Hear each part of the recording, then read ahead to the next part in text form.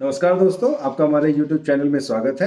आज हमारे साथ हैं हमारे मुख्य मेहमान श्री चंद्रशेखर मीना जी, जो कि केंद्रीय विद्यालय में इतिहास प्रवक्ता यानी पीजीटी हिस्ट्री के पद पर कार्यरत हैं और काफ़ी समय इन्होंने एडमिशन कमेटी में और एडमिशन से संबंधित कार्यों में बिताया है और इनको अच्छा खासा एक्सपीरियंस है। तो इस वीडियो में हम लोग खासकर ये जानेंगे कि सर ये एडमिशन में जो देरी आ रही है, क्लास 1 में एडमिशन में जो देरी आ रही है, उसके क्या कारण है और क्या एक्सपेक्टेड डेट हो सकता है, एलिजिबिलिटी क्राइटेरिया क्या है, कौन कौन से डॉक्यूमेंट्स हमारे पेरेंट्स को प्रिपेयर करने हैं और भी बहुत सारे पेरेंट्स के डाउट्स हैं जिसको हम लोग इस वीडियो में क्लियर करेंगे। तो सर, आपसे हमारा पहला ही सवाल यही है कि सर, ये एडमिशन में देरी के क्या कारण है? सबसे पहले तो मैं सभी दर्शकों का और स्पेशली जो भी पेरेंट्स हमारे साथ जुड़े हुए हैं उन सबका इस चैनल पर हार्दिक स्वागत करता हूं। और ये बताना चाहता हूं कि अभी देखिए बहुत सारे पेरेंट्स के डाउट्स है, बहुत सारे पेरेंट्स हमारे चैनल पर भी कमेंट कर रहे हैं बार बार और बहुत सारे पेरेंट्स से जानना चाहते हैं कि क्लास 1 के एडमिशन कब शुरू होंगे केंद्रीय विद्यालय में। क्योंकि आज देखिए आज 20 मार्च हो चुका है, लेकिन अभी तक केंद्रीय विद्यालय की तरफ से केवीएस हेड क्वार्टर की तरफ से किसी भी प्रकार का ऑफिशियल नोटिफिकेशन जारी नहीं किया गया है। तो मैं सभी पेरेंट्स और हमारे सभी दर्शकों को ये बताना चाहूंगा एडमिशन में देरी का जो मुख्य कारण है एनईपी 2020 के अनुसार अभी हम देखेंगे। मैं आपको पहले क्लियर करना चाहता हूं, केंद्रीय विद्यालय भी क्लास 1 से क्लास 12 के लिए है। क्लास 1 से कक्षा 12 तक इसमें कक्षाएं चलती हैं, लेकिन एनईपी 2020 के अनुसार भारत सरकार का यह निर्णय है कि केंद्रीय विद्यालय में भी नर्सरी कक्षाएं शुरू की जाए। और ये नर्सरी कक्षाएं जो भी 3 साल से 6 साल के जो हमारे बच्चे हैं उनके लिए शुरू होगी। तो केंद्रीय विद्यालय जो हेड क्वार्टर है उनको भारत सरकार के द्वारा निर्देश दिया गया है कि आप इनको एक इम्प्लीमेंट करके देखें।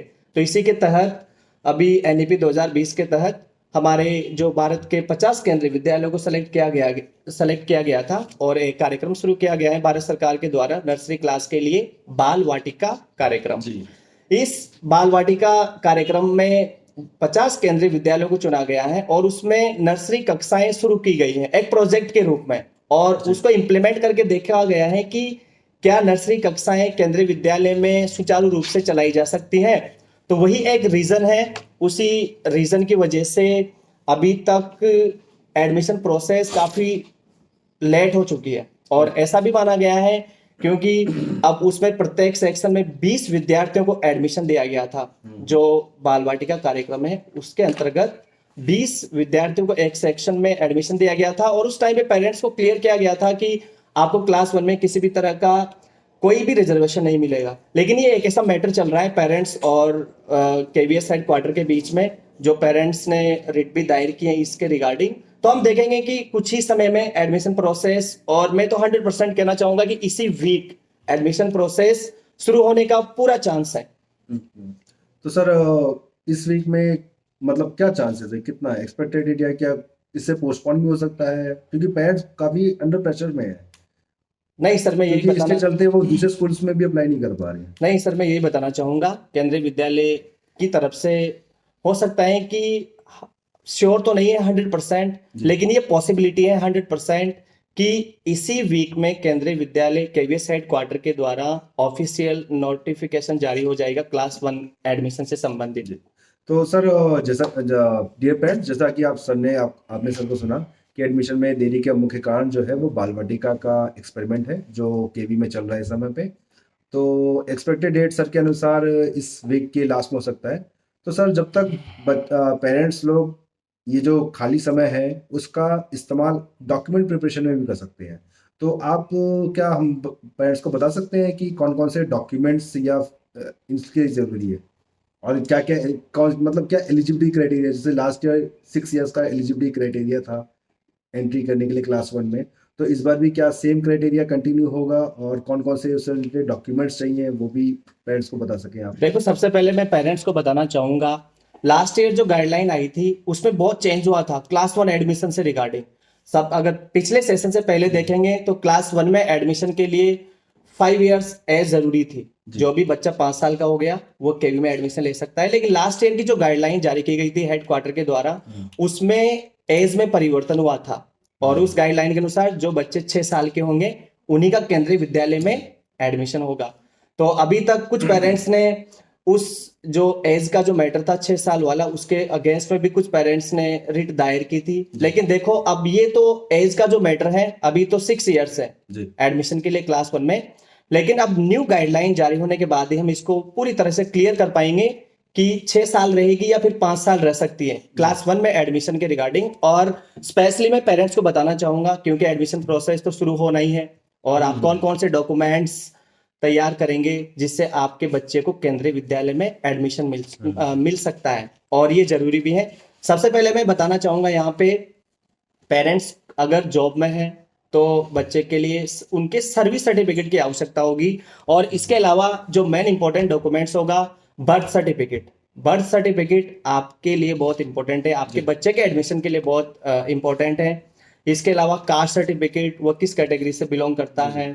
यहाँ पे मैं एक बात और ऐड करना चाहूंगा, अगर बच्चे का कास्ट सर्टिफिकेट नहीं है सर, तो पेरेंट्स का भी वैलिड हो जाता है, लेकिन फिर वो आपको जो भी बताना पड़ेगा। एडमिशन कमेटी होगी विद्यालय में, उसके अंदर जो टाइम बाउंडेशन दिया जाएगा उसी में आपको वो सर्टिफिकेट जी जमा जी करना होगा। इसके अलावा आपको ब्लड ग्रुप सर्टिफिकेट भी जमा करना है विद्यालय में, अगर आपका सिलेक्शन, आपके बच्चे का सिलेक्शन हो जाता है। और इसके अलावा डिस्टेंस सर्टिफिकेट भी जरूरी है। और इसके अलावा हम देखेंगे जो भी मेन आधार कार्ड भी ऐसा डॉक्यूमेंट्स हैं जो एडमिशन के समय आपके काम आएगा। और इसके अलावा रेसिडेंट सर्टिफिकेट भी है जो जरूरी है बच्चे के एडमिशन के लिए। अच्छा सर, एक चीज इसमें मैं आपसे पूछना चाहूंगा कि सिंगल गर्ल चाइल्ड के बारे में पेरेंट्स को काफी मतलब कंफ्यूजन रहती है, तो इसको कैसे क्लियर किया जाए? सिंगल गर्ल चाइल्ड मतलब क्या? हाँ सर, ये बिल्कुल सही है आपका क्वेश्चन, और मैं सभी पेरेंट्स के का इससे रिगार्डिंग जो भी डाउट है वो क्लियर करता हूँ यहाँ पे। एसजीसी एक कैटेगरी होती है केवी में अकॉर्डिंग टू एडमिशन गाइडलाइन, और एसजीसी सिंगल गर्ल चाइल्ड। तो इसमें सर प्रत्येक सेक्शन में केंद्रीय विद्यालय की गाइडलाइन के अनुसार 2 सीट रिजर्व होती है प्रत्येक सेक्शन में। जैसे देखो किसी विद्यालय में अगर 4 सेक्शन है तो वहां पे फिर 8 सीट रिजर्व हो गई स्पेशली जो भी सिंगल गर्ल है उसके लिए। पर ये देखिए यहाँ पे सभी पेरेंट्स को ये समझना है, एसजीसी में आपका जो कोटा है उसी के अंतर्गत क्लास 1 में आपकी जो डॉटर है उसका एडमिशन होना चाहिए। ऐसा नहीं कि आपकी सिंगल गर्ल है लेकिन आप चाहते हैं कि सिंगल गर्ल है उसको एडमिशन मिले। अगर वहां पे लॉटरी सिस्टम से एडमिशन होगा, अगर आपकी लड़की उस लॉटरी सिस्टम के अंतर्गत अगर एसजीसी कैटेगरी में सेलेक्ट होती है, तो उसका मेन बेनिफिट ये है क्लास 6 के बाद, क्लास 6 से क्लास 12 तक फिर उसका फी पेमेंट 0 होगा। ये बहुत बेनिफिट है गर्ल्स के लिए स्पेशली केवी की तरफ से। अच्छा सर, वो तो चलिए तो हो गया ठीक, लेकिन पेरेंट्स कैसे डिसाइड करें कि हमारा गर्ल जो है वो सिंगल है कि नहीं है? नॉर्मली हम लोग में देखते हैं कि बहुत सारे पेरेंट्स के ऐसे केस आते हैं कि वो कहते हैं कि सर हमारे 2 लड़के हैं और 1 लड़की है, तो लड़की तो सिंगल ही है, तो कैसे डिसाइड करें कि सिंगल गर्ल चाइल्ड मतलब क्या? नहीं, इसका मतलब यह है कि सर उनके डायरेक्ट ही अगर लड़का भी है तो फिर वो सिंगल, एक जैसे एग्जांपल एक लड़का है जी एक लड़की है तो वो फिर सिंगल गर्ल चाइल्ड नहीं मानी जाएगी। अच्छा, मतलब पेरेंट्स के केवल एक ही लड़की होनी चाहिए ओह, तो उसको मतलब हम फिर सिंगल गर्ल चाइल्ड काउंट करेंगे। और इसके लिए उनको एक एफिडेविट देना होगा जब एडमिशन की टाइम जी पे। जी, तो मतलब बच्चा एक ही होना चाहिए और वो लड़की ही होनी चाहिए, जी इसका सर, मतलब ये जी सर, सिंगल जी गर्ल सर। चाइल्ड।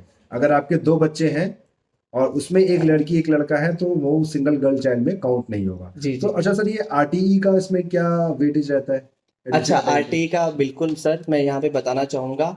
आरटी में देखिए केंद्रीय विद्यालय गाइडलाइन के अनुसार 25% जी सीट रिजर्व है आरटी स्टूडेंट्स के लिए। जी राइट टू एजुकेशन जो एक्ट बना है उसके अनुसार प्रत्येक केंद्रीय विद्यालय में 25% सीट रिजर्व है जी प्रत्येक सेक्शन में। अब देखिए हमें पता है कि जैसे केंद्रीय विद्यालय में एक सेक्शन में 40 सीट्स होती हैं, 40 सीटें होती हैं, तो वहां पे 10 सीट जी जो भी आरटीई में जिन बच्चों का सिलेक्शन होगा उनके लिए 10 सीट रिजर्व है। जी अब जो ये 10 सीट है इनमें वही बच्चे आएंगे जो लो बैकग्राउंड से बिलोंग करते हैं। तो यहाँ पे आरटी में, और उनका जो मेन आरटी के लिए आप देखिए जो एलिजिबिलिटी जो क्राइटेरिया होगा, पेरेंट्स का जो घर है स्कूल और उसके घर के बीच में, पेरेंट्स के घर के बीच में डिस्टेंस ओनली 5 किलोमीटर होना चाहिए। अच्छा और सर, इसमें हम लोग एक डिस्टेंस सर्टिफिकेट भी बनवाते हैं, तो क्या आरटीई वालों के लिए होता है या सबके लिए होता है?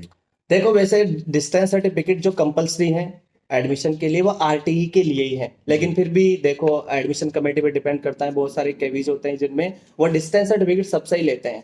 तो सर इसका कोई फॉर्मेट होता है या फिर सेल्फ डिक्लेरेशन होता है इसमें कि नहीं, कैसे इसमें देखो, इसमें सेल्फ डिक्लेरेशन होता है, या फिर अगर हम देखेंगे आरटीई के लिए, आरटीई के लिए तो आपको पता है, क्योंकि एडमिशन तो उसका जरूरी है ना। आरटीई के लिए जो एलिजिबिलिटी क्राइटेरिया है 5 किलोमीटर वाला केवी से, तो उसके लिए तो हमें उनका पेरेंट्स का एक रेसिडेंट सर्टिफिकेट लेना होगा। क्योंकि लास्ट टाइम जब मैं आपके साथ एडमिशन कमेटी में था, आपने मेरे को इसके चेक करने के लिए दिए थे, तो काफी टीचर्स ने क्या किया, वो गूगल का डिस्टेंस उन्होंने अपना घर से और स्कूल का लोकेशन से उन्होंने वो करके दिखा दिया कि देखिए हमारा 5 किलोमीटर के अंदर है। तो क्या ये वैलिड रहता है गूगल वाला? नहीं नहीं, ऐसा है, देखो, गूगल वाला वैलिड नहीं मानेंगे हम।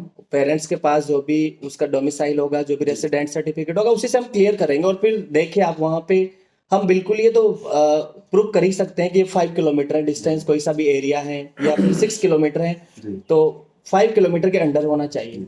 अच्छा सर, ये तो हम लोग जब एडमिशन लेते हैं तो दो टाइप की कैटेगरी होती है। एक तो सोशल कैटेगरी होती है जिसमें SC ST OBC और जनरल कैटेगरी आ जाता है, और एक होता है सर्विस कैटेगरी। तो सर्विस कैटेगरी में भी केवी में 5 कैटेगरीज है। तो ये इस कैटेगरी को कैसे डिसाइड किया जाता है, उसमें को लेके पेरेंट्स में बहुत कंफ्यूजन रहता है। तो क्या आप इसके बारे में कुछ बता सकते हैं? अच्छा, ये सर्विस कैटेगरी के बारे में मैं सभी पेरेंट्स के डाउट क्लियर करता हूँ यहाँ पे, और ये बहुत इंपॉर्टेंट है सभी पेरेंट्स के लिए, क्योंकि बहुत सारे पेरेंट्स हमसे भी पूछते हैं कि सर ये सर्विस कैटेगरी का मतलब क्या है। Category 1, category 2, category 3, category 4, category 5, और कुछ केवीज में कैटेगरी 6 भी, कैटेगरी 6 भी होते हैं। तो यहाँ पे मैं सभी पेरेंट्स का डाउट इसके रिगार्डिंग क्लियर करना चाहता हूँ। कैटेगरी वन में जो भी सेंट्रल गवर्नमेंट के प्योर एम्प्लॉय हैं उनको शामिल करते हैं। कैटेगरी जो भी एडमिशन गाइडलाइन के अकॉर्डिंग जो सर्विस कैटेगरी 1 है उसमें वही आएंगे। जो केवी जो भी एम्प्लॉय हैं ऑल इंडिया सेंट्रल गवर्नमेंट के जो प्योर एम्प्लॉय हैं उनको हम कैटेगरी 1 में शामिल करते हैं। इसके बाद हम बात करते हैं कैटेगरी 2। तो सर इसमें एक चीज मैं आपको टोक रहा हूँ, इसमें सर ये हमारा जो जैसे केंद्रीय विद्यालय, तो ये हम तो सेंट्रल जॉब में ही है, तो क्या हम लोग कैटेगरी 1 में आ सकते हैं क्या? नहीं नहीं, मैं यहाँ पे आपको इसके बारे में बताऊंगा। केंद्रीय विद्यालय और जो नवोदय विद्यालय दोनों ऑटोनॉमस बॉडी है, अच्छा। तो इनके जो भी एम्प्लॉय हैं वो कैटेगरी 2 में आएंगे। अच्छा, तो यहाँ पे मैं यही बताना चाहता हूँ, मेरा पूछने का पर्पस यही था कि जो भी ऑटोनोमस बॉडीज हैं वो कैटेगरी 2 में आएंगी, कैटेगरी 1 में फुल्ली गवर्नमेंट ऑपरेटेड बॉडी होंगी। हाँ जी सर, बिल्कुल वो क्लियर है, क्योंकि जो भी जो सेंट्रल गवर्नमेंट के प्योर एम्प्लॉय होंगे वो कैटेगरी 1 में चले जाएंगे, और जो भी ऑटोनॉमस बॉडीज हैं तो वो फिर कैटेगरी 2 में होंगे। मतलब हमारे बच्चे होंगे वो कैटेगरी 2 में आएंगे कहने का बिल्कुल बिल्कुल बिल्कुल, अगर केवी एम्प्लॉय के जो भी बच्चे हैं NVS के हैं तो फिर वो कैटेगरी 2 में चले जाएंगे। और इसके अलावा कैटेगरी 3 में मैं बताना चाहता हूँ सभी पेरेंट्स को, जो भी स्टेट गवर्नमेंट के एम्प्लॉय होते हैं, जो भी स्टेट गवर्नमेंट के वही सेम प्योर जो एम्प्लॉय होंगे उनको हम कैटेगरी 3 में शामिल करते हैं। ये कैटेगरी 3 होगी सर्विस कैटेगरी। और उसके अलावा कैटेगरी 4 में जो भी ऑटोनॉमस होंगे स्टेट गवर्नमेंट से रिलेटेड, जो भी स्टेट गवर्नमेंट से रिलेटेड ऑटोनॉमस बॉडीज होंगी, वो सारे डिपार्टमेंट जो भी एम्प्लॉय हैं उनके, तो उनके बच्चे कैटेगरी 4 में कैटेगरी 4 से बिलोंग करते हैं, कैटेगरी 4 में उनको शामिल किया जाएगा। और लास्ट जो मेन इंपॉर्टेंट है कैटेगरी 5, यहाँ पे जो भी नॉन गवर्नमेंट एम्प्लॉय है, जो भी नॉन गवर्नमेंट एम्प्लॉय होंगे उनके बच्चे जिनके पेरेंट्स जॉब में नहीं है वो कैटेगरी 5 में शामिल किए जाते हैं, वो बच्चे कैटेगरी 5 में शामिल किए जाते हैं। अच्छा सर, इसमें कितने परसेंट चांसेस रहते हैं कि कैटेगरी 5 में जो हमारे ऐसे लोग हैं जो जॉब में नहीं है, किसी सेंट्रल जॉब में नहीं है, स्टेट जॉब में नहीं है, ना ऑटोनोमस बॉडी में उनकी जॉब है, तो उनका कितना परसेंट चांस होता है, या जो प्राइवेट जॉब कर रहे हैं, कि उनके बच्चे केवी में एडमिशन ले सके? देखो यहाँ पे मैं इसके बारे में यही बताना चाहता हूँ, क्योंकि जो नॉन गवर्नमेंट एम्प्लॉय हैं उनके लिए RTE है। आप स्पेशली देखेंगे तो RTE में जो 10% जो रिजर्वेशन है उसमें ऐसा कोई बाउंडेशन नहीं होगा कि आप कैटेगरी 1, कैटेगरी 2, कैटेगरी 3 से ही बिलोंग करें, तो उसमें आप अपने बच्चे को एडमिट करवा सकते हैं RTE में। लेकिन लॉटरी सिस्टम है, अगर जहाँ पे मोस्टली केवीज आपको पता है सिटीज में है, तो सिटीज में बहुत टफ कंपटीशन होता है, तो ऐसे कुछ केवीज हैं जो बिल्कुल बैकवर्ड एरिया में भी हैं, तो वहां पे थोड़ा कम कंपटीशन होता है एडमिशन से संबंधित सर। तो सर क्या ये RTE की जो 10 सीटें होती हैं, अगर सिंगल सेक्शन स्कूल है, तो वो RTE की जो 10 सीटें हैं उसमें क्या सोशल कैटेगरी के रिजर्वेशन भी अप्लाई होता है, एप्लीकेबल होता है? हाँ जी हाँ जी हाँ जी हाँ जी सर, इसमें हम देखेंगे फाइनली हम देखेंगे RTE से संबंधित। मैं आपको बताना, देखो सर, RTE से संबंधित मैं ये बताना चाहता हूँ, जो भी सोशल कैटेगरीज है उनका जो रिजर्वेशन है वो RTE में लागू होता है। और यहाँ पे RTE का सबसे बड़ा बेनिफिट क्या है सर, ये मैं सभी पेरेंट्स को बताना चाहूंगा। जो भी बच्चा केंद्रीय विद्यालय में आरटी में एडमिशन लेता है तो उसकी फी क्लास 1 से लेके क्लास 8 तक उसका 0 फी होता है। जी। उसका कोई फी पेमेंट केंद्रीय विद्यालय के द्वारा क्लास 1 से 8 तक नहीं लिया जाता है। उसके बाद क्लास 9 से 12 तक आरटी में जो भी बच्चों का एडमिशन होता है उनको भी फी पेमेंट केंद्रीय विद्यालय को करना पड़ता है। तो यहाँ पे हमारे चंद्रशेखर जी ने बहुत अच्छी जानकारी दी और बहुत वैल्यूएबल जानकारी दी, पेरेंट्स के काफ़ी डाउट्स को क्लियर किया। लेकिन उसके बाद भी अगर आपके कुछ डाउट्स रह जाते हैं तो आप हमारे कमेंट सेक्शन में कमेंट करें, हम उस पर सेपरेट वीडियो बनाएंगे। और जैसे आप अपने बच्चों के लिए परेशान है वैसे हम भी आपके बच्चों के लिए परेशान है, क्योंकि आपके बच्चे हमारे ही बच्चे हैं, उन्हीं को हम संभालेंगे, उन्हीं को हम पढ़ाने के लिए यहाँ बैठे हुए हैं। तो यहीं पे हम अपने चंद्रशेखर जी को धन्यवाद करना चाहेंगे। और अगर आपको हमारा ये वीडियो अच्छा लगा हो तो हमारे चैनल को लाइक हमारे वीडियो को लाइक, इसको शेयर भी कर सकते हैं और हमारे चैनल को सब्सक्राइब कर सकते हैं। धन्यवाद।